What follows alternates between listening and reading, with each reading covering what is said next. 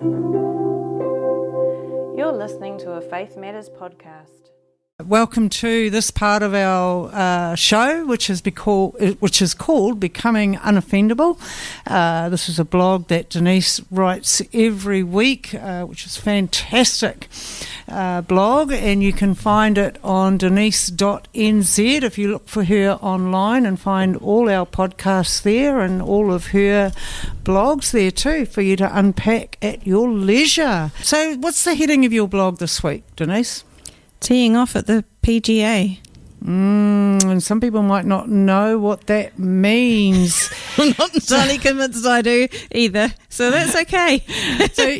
You started in this week's blog with golf and the PGA, which I'm sure you're going to explain what that is in a moment. But at the end, we arrive at relationships, Denise, and I'm very curious, as we all are, to know how you did that, because once you read the blog, you'll realise that, we go from golf to connection or boxes, relationships, all sorts. Well, we were away this last weekend with a couple, and the guy kept on looking at his phone and was talking about this young guy who was doing really well at the PGA. He actually won that tournament, last week's tournament.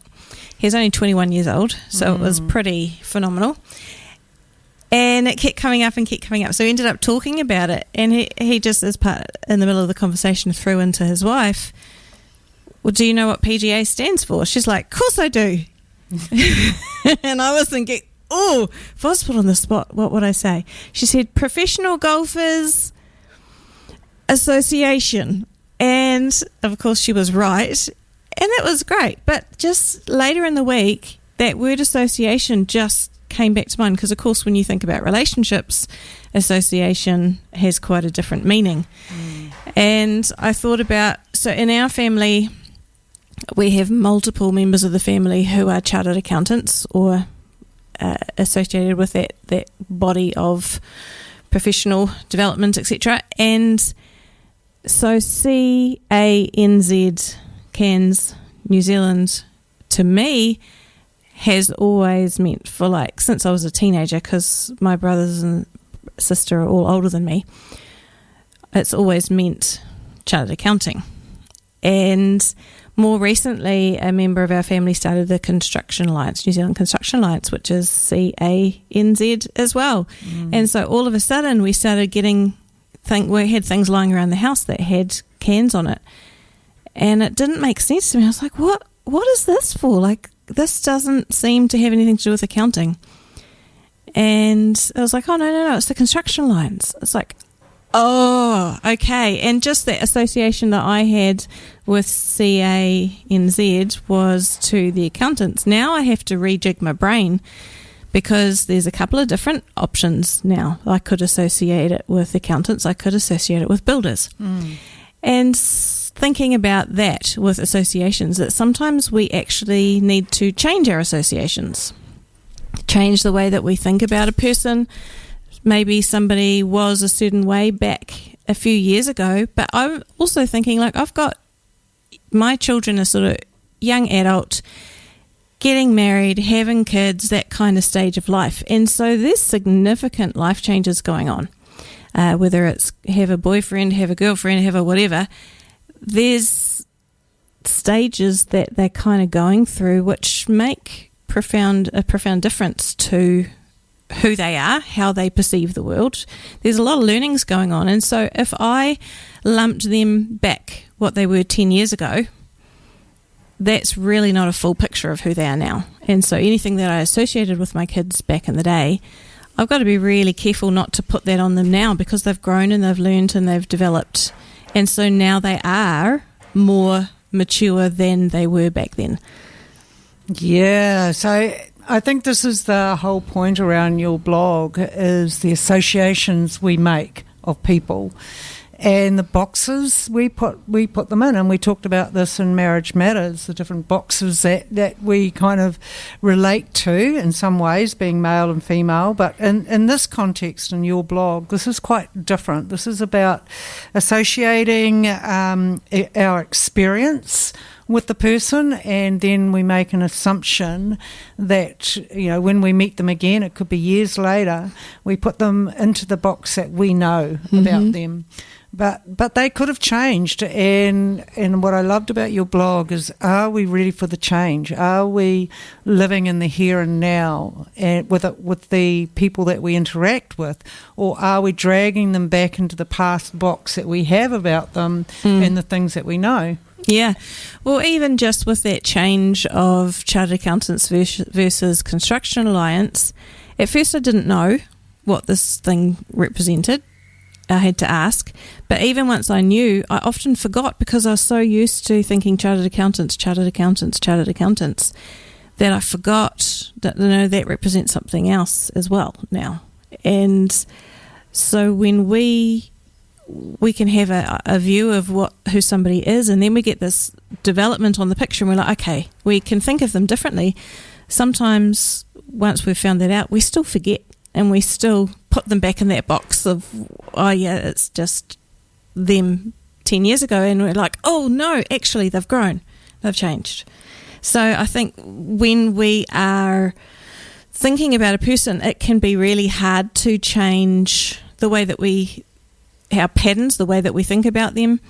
Some of us, we get stuck just because our brain's not used, we're pretty set in our ways, and we're not used to changing our mind or changing our perspective, and so our brain doesn't have that elasticity thing going on. Sometimes it depends too on how strong that association was. Like if you've just met somebody, I had a friend I met years ago, and her name was Deirdre, and not too long into getting to know her, she said, oh, call me Dej. And so that for me was mental gymnastics, because I'm like, but your name's Deirdre. And she's like, oh, just call me Dej. So every time I thought, Deirdre, oh no, she doesn't want to be called that. She wants to be called Dej. And so my brain had to go through that process over and over until eventually I made the connection. Yeah. And then it was like, okay, now when I think of her, I just think of her as Dej. And it's weird to think of her as Deirdre, but that was how I was introduced to her. Same with another friend. I knew her through school, and at school she was called Bobby. But when I met her again a number of years after school, and she said, no, I've actually decided to go by my birth name, which is Rebecca. And I was like, oh no, I've known her for years. And so now I still think of her as Bobby as much as I think of her as Rebecca, but at least Rebecca comes out my mouth first. Isn't that interesting? Did you find that you were connecting her back to her old self, and you had to kind of mentally pick up this whole new being, because we associate with the words that we use, don't we? Yeah. Well, I mean, she's just one of those gorgeous people who had really immaculate ringlets in her hair, and mine's like woof, all over the place, wispy. And to me, that, and just her name being a little bit different, having her name being Bobby, she was just like this ultimate package. And now I'm like, oh, well, I mean, Rebecca's a bit more of a common name, and so I kind of had to pull her down a few pegs from my exotic interesting friend to my still equally awesome friend who has a different name. Because we all change and develop, Denise? And I guess both of us and many people who might be listening can identify with that. Are we the same as we were 10 years ago? Some might think that they are, but I know in my own life, if I was to meet somebody that knew me 10 years ago and we met again now, the picture that I would give would be quite different. Mm-hmm. And I wonder, would they want to put me back in the box? And it wouldn't even have to be 10 years ago, Denise, even just, a year ago or 2 years ago. It doesn't matter. The time frame is that, for me, I'm always developing and looking for that new ground that I often talk about, and what does that look like, and how can I develop that and be more the person of me, rather than being identified by my past actions, the things that I did, the way I might have presented myself or spoken, and do people allow us? And I think that's a big question. Do we allow people to change? Do we allow them to develop? Or do we keep them attached to what we know about them because it's comfortable for us? I think too, sometimes when we're around certain people, we tend to behave like we did back in that era. When my youngest went to school, I had this whole heap of people. I'd said, I'll catch up with you when he goes to school. And then I was like, well, I said that, I'm going to actually follow through on it. And so I, in my head, had this massive long list of all these people I could remember I'd said it to. So I actually wrote them down and worked through it. And I made a point when I had connected with them that time not to say, oh, let's do this again, because it took me like 6 months to work through this list. But there was one school friend. She'd known me through primary, through intermediate age, through high school. And when I saw her, I was right back there. I was being my childish self, which I wasn't with any of the others. And I hadn't seen her for ages, but I was fascinated by that. I was like, wow, what is it about that person that throws me back? So sometimes there are people who do tend to set us off. I talked in the blog about somebody I know who's very articulate and very witty and very impatient and loves to argue. And that same person is softening, but I think perhaps there was one person who really, really set that off in them, and they don't have anything to do with that person anymore. So now that they're not getting rubbed up the wrong way by this particular person, they're mellowing out a little bit. And I wonder if it was a situation where they were back with that person, how would they behave? Would they throw back to their old version of themselves, or would they stay more like they are now? So it's an interesting thing, because we do change, but once we've changed, it doesn't mean everything that we used to be is forever deleted. It's still a part of our story. It's still a part of who made us who we are now, but it just doesn't define who we are. And I mean, Becoming Unoffendable is all about our self-development. Are we willing to do that? Are we willing to look inside ourselves and develop those edges that might be hurting others or hurting ourselves, or where it stunts us from our own growth? And I find the most exciting thing we can do in many ways is to, what is it that I'm discovering about myself that I don't yet know? What is that edge of awareness about me that is just starting to peek through, but it feels new and different? And am I able to develop that more because it's really healthy for me, or do I want to go back to the box I've always known about myself and what everyone says about me, because that's a comfortable place to be where I don't have to grow? Yes, I think that thing about comfort is key. Sometimes we do just go back, even if it's just for a short time, because it's just like a reset. We go back to our default. It's like, yes, can I just do that? Okay, and then you kind of get whatever it might be, fresh insight or fresh motivation, and go, actually, no, I now remember why I'm not this person anymore, and it kind of gives you extra impetus to be who you want to be now. Exactly, and I guess we can ask the question: are we updating our files? In our filing system, in our brain, the one that sets all the ways that are set to be. Are we updating these files? Are we willing to update the files and give a person the opportunity to be not different than what they were, but that they have grown from who they were and developed. And sometimes this can be a healthy thing and sometimes not so healthy, and maybe we'll unpack that a little bit as we go on. But I guess the question, are we willing to allow a person out of the box we've put them in? Yeah, it's a big question. I think when you're talking about updating our files, some of us are early adopters, some of us are quick to make change, some of us are slow. Like, I have got this annoying alert on my phone telling me that there's a new software update available. I turned off automatic updates because I didn't want it to do it automatically. and I just got rid of the last alert, and finally it stopped giving me alert. I had like 2 days of no alert, and then the next one was ready.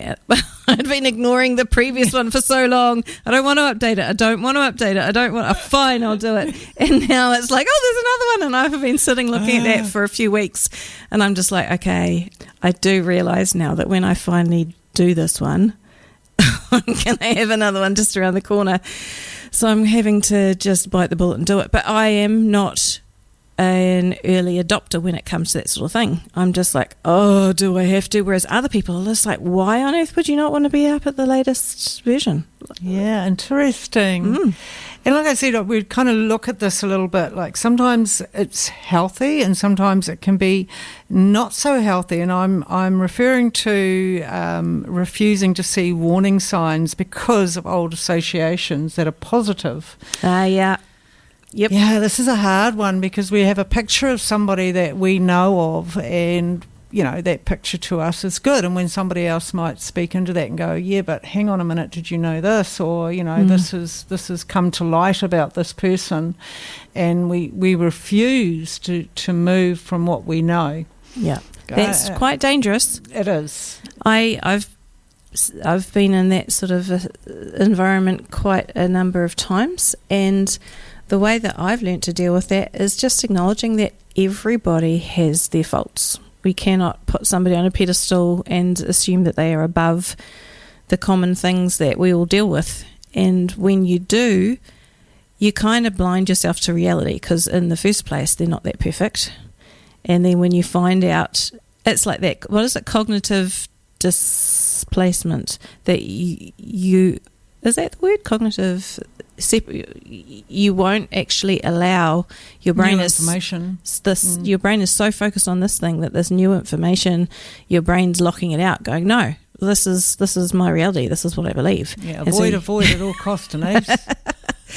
So there are people who can get really hurt and really broken because this person that they put all of their trust in, maybe overshare with, whatever it might look like, and then this person doesn't treat their story with respect, or just behaves badly towards them, and they're devastated because they actually kind of gave their heart away, or gave their trust away, and now this person's just treated what was really precious to them like dirt. That's really damaging.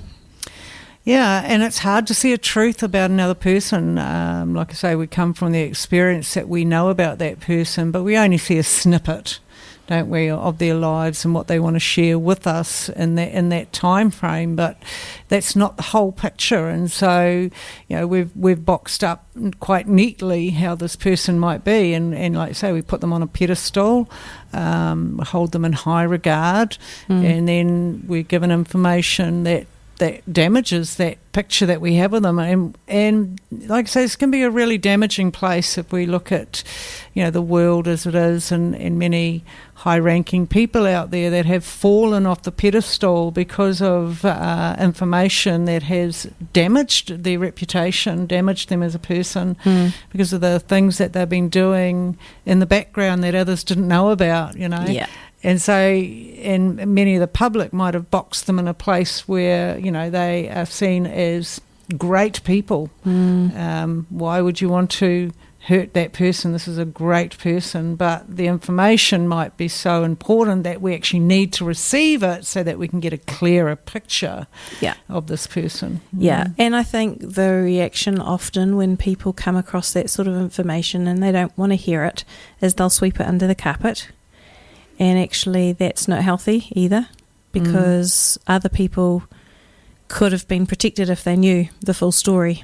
Yeah. But, I mean, I've observed friends who have gone through separation and things like that, and suddenly you hear, oh, they do this and oh, they do that, and you hear about all the negative stuff, and yet none of that nullifies who they are with all of their other friends and family. And so I think it's always both and. We don't want to completely rubbish someone either because they're struggling in a particular area, because all of those other good things that are true about them are still true about them. yeah, I just think it's really important to acknowledge that we are all broken. We really are.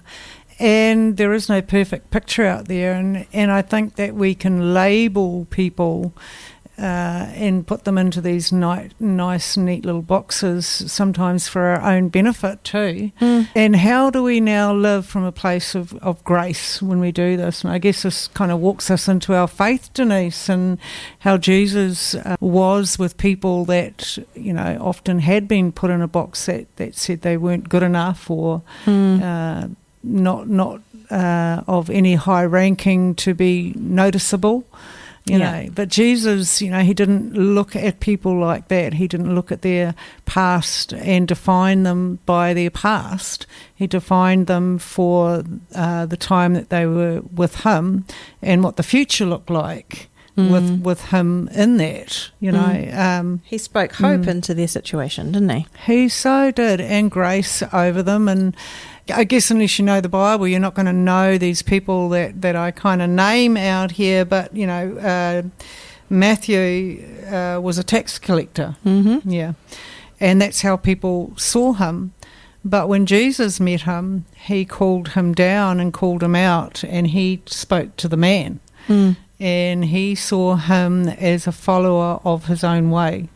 And Matthew ended up becoming a disciple of Jesus. He no longer led the life that he was leading, and his true, authentic self came out around the person of Jesus. And Jesus didn't constantly remind him, but you're a tax collector, Matthew, we know exactly where your heart's at.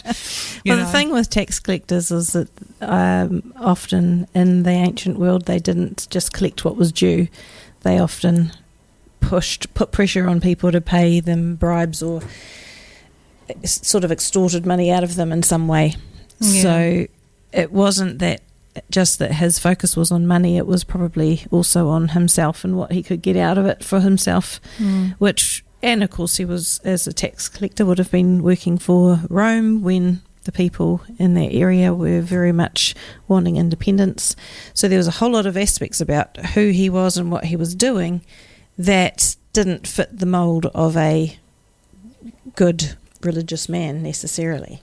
For sure, and there's another one we can look at, which was Peter. Peter was a fisherman, just a common fisherman, and he was also known to have a bit of a temper, I think, as well. I think I've got the right one there. Yeah, he was a rough, burly man, but, when he met Jesus didn't define him by what he did in his life. He actually used what he did in his life, and he said, you'll become not a fisher of fish, not from the fishing out of the sea, but you're going to be a fisherman of men. You're going to bring them into a relationship with me, and that's going to change their lives.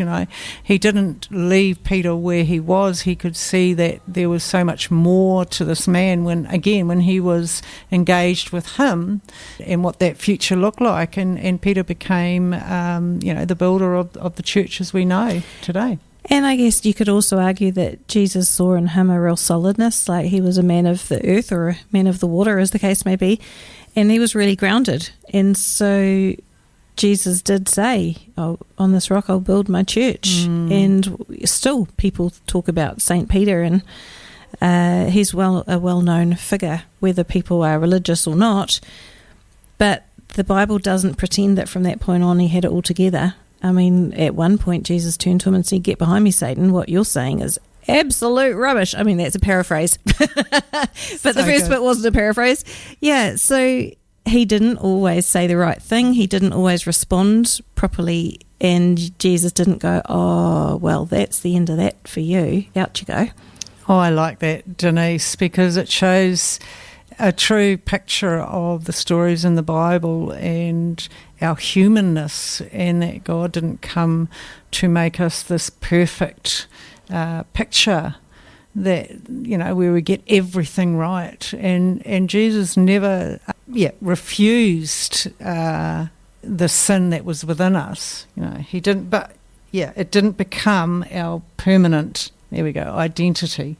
Right. Yeah, and I really like that, because that is what our faith is all about. Our our past, the things that we come from, that's not the identity that Jesus sees us through his lens, through how he's looking at us. He's looking at us through his creation and how he knows us to be. And what he created us for, the potential that we hold, as opposed to maybe the disappointment that we feel like we've been up to this point. Yeah, all this untapped potential. It's pretty exciting because as I've gone through life and started to unwrap some of that potential, it's not as though I'm not me, it's just that the person of me is developing more.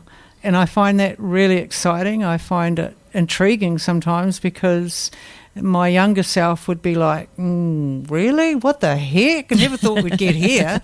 I never thought we would have travelled this road. This is a unlikely destination to be heading towards. And yet, when I go into my true self, it feels very natural and very normal and the right thing. It feels a good fit. Our past and the things we have been through, they all are attached to memories and how we identify ourselves through that. And what we associate with. Absolutely, which is what this blog's all about. And we can place ourselves in a box, Denise. Yeah, that's true. Yeah, I've definitely placed myself over the years in some boxes that I don't fit in anymore, that I've burst wide open. They don't have sides anymore. Those babies have been destroyed. And it's a good thing because I've discovered more about me and not what people said who I was, not about what was being spoken into me. Well, that's the thing about, I guess, when we associate something with a person, we tend to put a label on them, and label has something to do with identity. And what you're speaking of is actually, rather than falling back on the identity that other people have labelled you with, you've actually found your identity in the person who created you and the one who actually knows what you're created for, all your different skills, how they can be used, how they can help others, all that stuff. It's amazing. Yeah, it is indeed. You might ask yourself your own question around that. Who have you boxed in and who might you want to let out of that box today and see them in a new way, receive new information about them, allow them to grow beyond what you might know, or maybe you want to be more true to who they are. If you've discovered things that might not feel so good, maybe that information would be healthy to receive as well, because nobody's on a pedestal where we can't fall off it, and we're not invincible. Hey, Denise? And we were talking about Jesus and how he saw people, how he didn't define them by where they came from, but he walked with them in the here and now and was part of their development because of how he was in their lives, how he lived his life out and the things that he brought to teach us. And he knew that, we weren't defined by the tax collector, wasn't defined by the fact that he was a tax collector, or that Peter wasn't defined by the fact that he was a fisherman and a bit rough around the edges and a bit harsh. And there's so many other stories in the Bible where Jesus was able to just be with a person for who they were, and because of who he was, that got developed in them was more of who they are too. Rather than what people define them as. Actually, something that's just come to mind as you've been talking then is just, I guess, when you observe something about somebody, it's very easy to kind of observe from a distance and make an assumption about what that actually means. And sometimes it's a really good idea to actually chat with a person. So I did talk in the blog about maybe spending, an older person, say, who's got an amazing story, and actually spending time with them before you turn up at a funeral and go, wow, that person was amazing. Yeah, I so agree, because that can be the saddest thing, isn't it? I never knew that about them. I never spent the time to listen to them. I only received the information that I wanted to receive, but I didn't know all that about them. Yeah, so I think there's an invitation into relationship, because what we observe, we can often see through our own lens and we put our own meaning to it, which is not always accurate. So when you observe something, whether it be really good or really bad, and you're just like, oh, wow, I don't know bad about that person, maybe just hold your judgment for a moment and actually go have conversation, get to know them a bit better.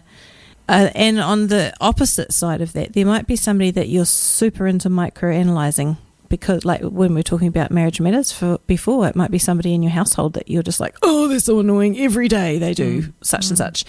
And because you've already got that negative assumption about them, you really zero in on that. So maybe it's, for some people, it's stepping back from the way that you observe their life and actually giving them space to surprise you with some different ways of responding. Ooh, I like that, Denise. Yeah, maybe the greatest acts of love is allowing people to become someone different from who they used to be, or who we believed they used to be. Yes, well, that's true, because our perspective is not always the full story.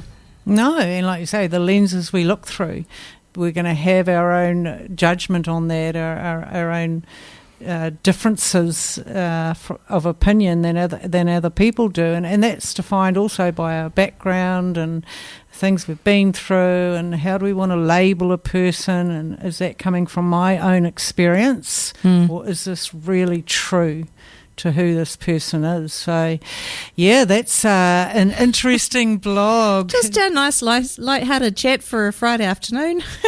Just something I think we should all be unpacking. It would be healthy for us to unpack, think about what boxes have we put people in, or what box have I put myself in that maybe I'm trying to get out from and develop the new ground. What does that look like? Yeah, I think those are interesting questions, whether we're looking at it in relationship with others or just in relationship with ourselves. You've been listening to a Faith Matters podcast. If you have questions, email us on faithmatters98.1fm@gmail.com.